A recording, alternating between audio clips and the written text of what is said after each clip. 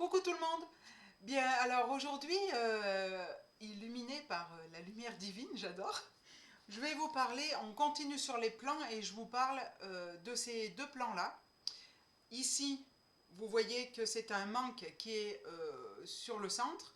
Si les deux avancées additionnées sont plus petites, ça va faire une extension, d'accord?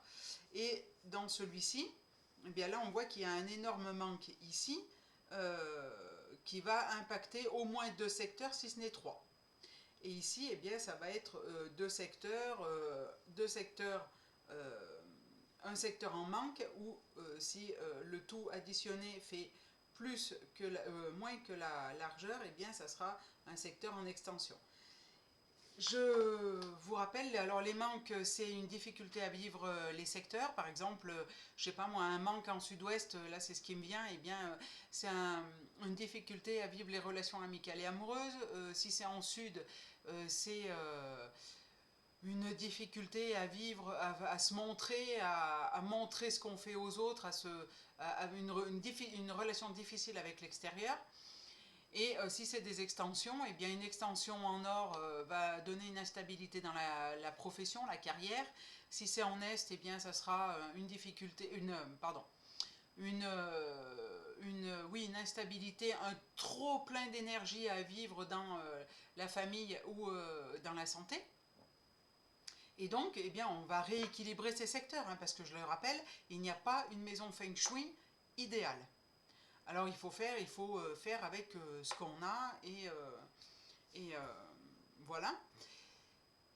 Je le rappelle aussi, moi j'ai été formée au feng shui de la boussole, c'est-à-dire que je vais prendre l'orientation de la maison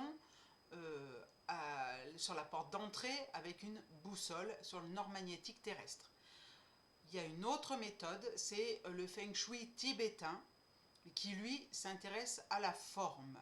Et la forme, ça veut dire que le sud, ça sera toujours la porte d'entrée.